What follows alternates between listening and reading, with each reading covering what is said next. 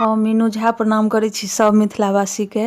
आइ हम एकटा पाबनिके आधारित पर में महेशवाणी गीत गाबि रहल छी। उम्मीद करै छी सब केओ पसंद करब। नीक लागत तऽ गीतके लाइक शेयर कऽ देबै। धन्यवाद। अपने महादेव चलला तपोवन राम चलला तपोवन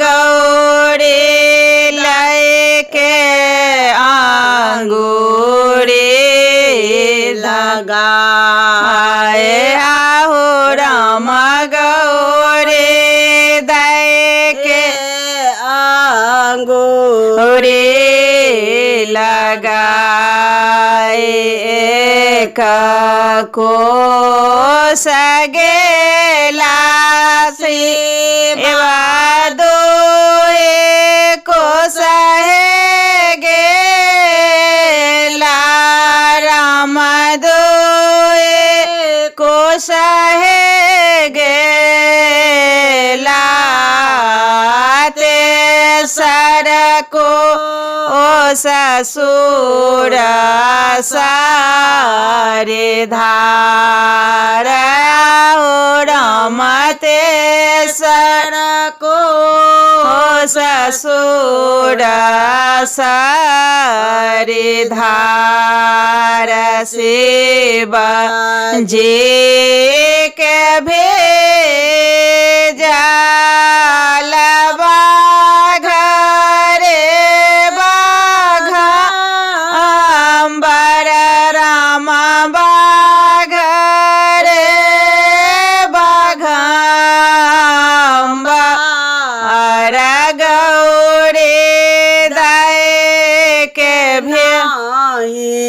भेजल चेरा हो राम गौरी दाय के नाही भेजल चेरा मामा रो बचाना एक सोने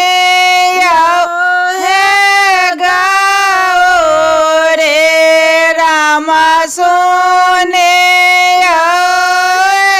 गौरे कौन तापनाही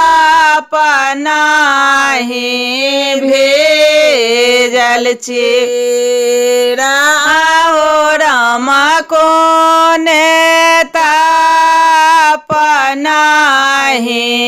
भेजल चेरा माघ महीना से तो सारे हवन पूजलो तो सारे पावन पूजला होता है तापनाही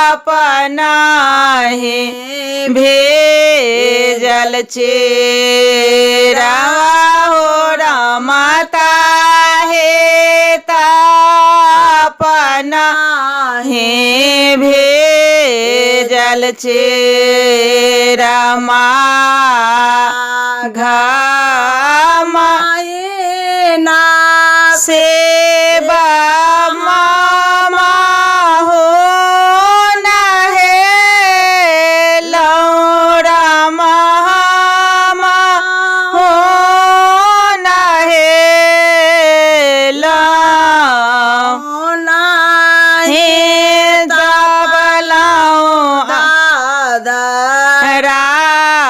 के आगे आओ रमनाई खेलो गोरा कुशियार जेठा महीना से बाबा तरह पूजा